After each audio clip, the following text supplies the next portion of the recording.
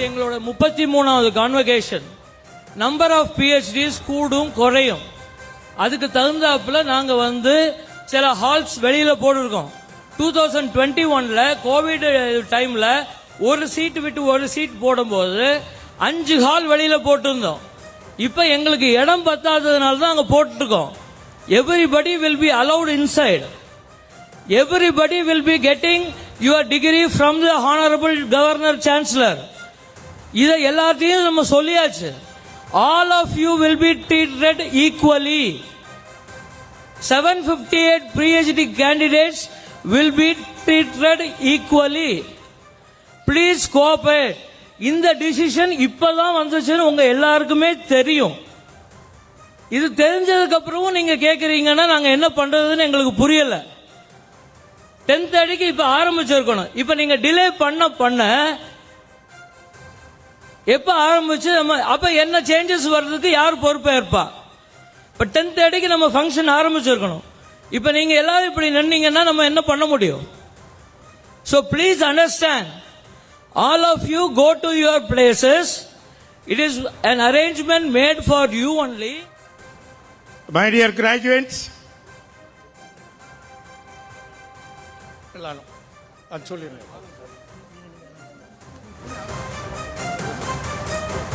dear graduates, your sentiment has been taken care. The governor is happy to announce that he will give you the certificate from his hand. You can take the photograph, every one of you. All the candidates of doctoral and medalists will receive the certificate from his hand. Please maintain your cooperation, very calm, make the program very success. He is agreed. Thank you.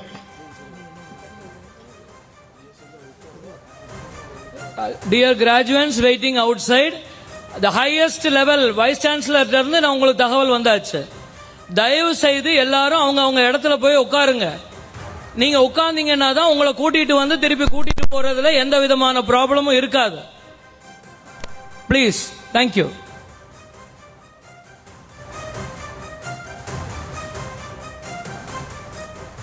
Nellai Manonmaniam Sundaranar பல்கலைக்கழகத்தின் 33ஆம் ஆண்டு பட்டமளிப்பு விழா இன்னும் சற்று நேரத்தில் தொடங்க இருக்கிறது. ஆளுநர் வரும் வழியை மாணவர்கள் மறித்து அங்கு இருக்கக்கூடியதை நாம் காட்சிகளாக பார்க்கிறோம். அவர்களுக்கு உரிய இடம் ஒதுக்கீடு செய்யப்படவில்லை என்ற குற்றச்சாட்டையும் அவர்கள் முன்வைத்திருக்கிறார்கள்.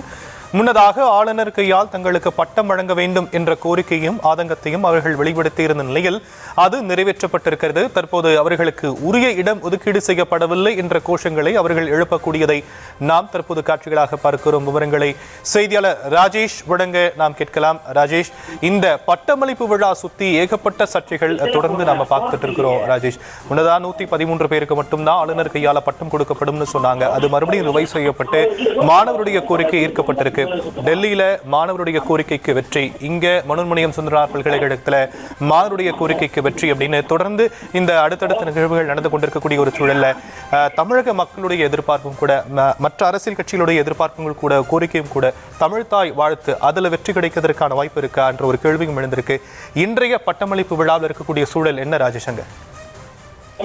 ஷாம், சரியாக 11 மணிக்கு பட்டமளிப்பு விழா தொடங்க இருக்கின்றது. முதலில் தேசிய பாடல், அதாவது வந்தே மாதரம் பாடலும், அதன் பிறகு தேசிய கீதமும், பிறகு மூன்றாவதாக தமிழ்தாய் வாழ்த்தும் பாடப்பட இருக்கின்றது.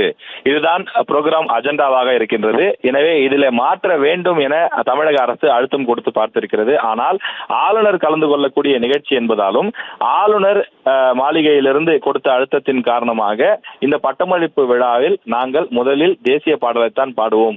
காரணம், உள்துறை அமைச்சகத்தினுடைய அந்த சுற்றறிக்கையில எங்களுக்கு அப்படித்தான் சொல்லப்பட்டிருக்கிறது, நாங்கள் அப்படித்தான் பின்பற்றுவோம் என்று பல்கலைக்கழகத்தின் சார்பிலும் தெரிவித்துவிட்ட காரணத்தால் இந்த பட்டமளிப்பு விழாவில் பங்கேற்க வேண்டாம் என உயர்கல்வித்துறை அமைச்சர் விஸ்வநாதன் மற்றும் உள்ளூர் சட்டமன்ற உறுப்பினர் உள்ளிட்டோரெல்லாம் புறக்கணித்திருக்கின்றார்கள். எனவே பல்கலைக்கழகத்தை ஆளுங்கட்சியை சேர்ந்த சட்டமன்ற உறுப்பினர்களும் உயர்கல்வித்துறை அமைச்சரும் புறக்கணித்திருக்கக்கூடிய நிலையில தான் இந்த பட்டமளிப்பு விழா இன்று நடைபெறுகின்றது.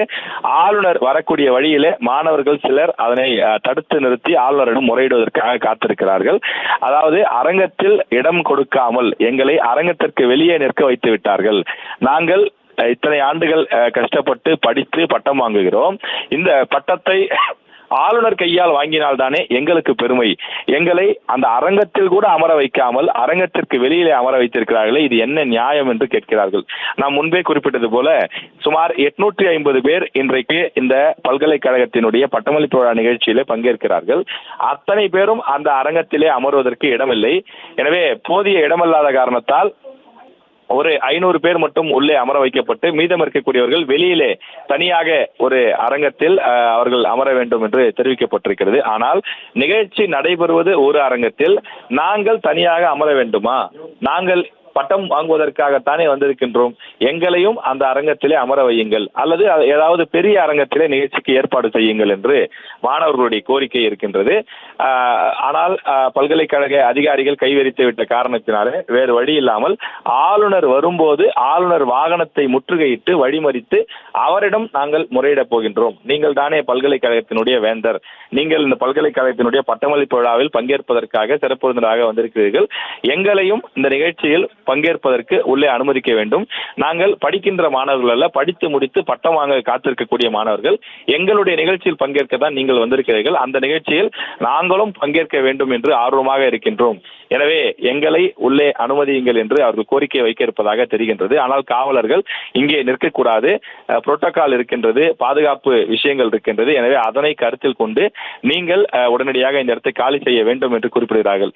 இந்த பல்கலைக்கழகத்திலே தமிழ்த்தாய் வாழ்த்து 3வது பாடப்படும் சூழலில் பாதுகாப்பு அச்சுறுத்தல் இருக்கக்கூடிய காரணத்தால் நூற்றுக்கணக்கான காவலர்கள் வரவழைக்கப்பட்டிருக்கிறார்கள் என்பதையும் பார்க்க முடிகிறது. தொடர்ந்து காவல்துறையினர் குவிக்கப்பட்டு வருகிறார்கள். தற்போதைய விவரங்களுக்கு நன்றி ராஜேஷ். தொடர்ந்து நிரலையை பார்க்கலாம் இடைவேளைக்கு பிறகு.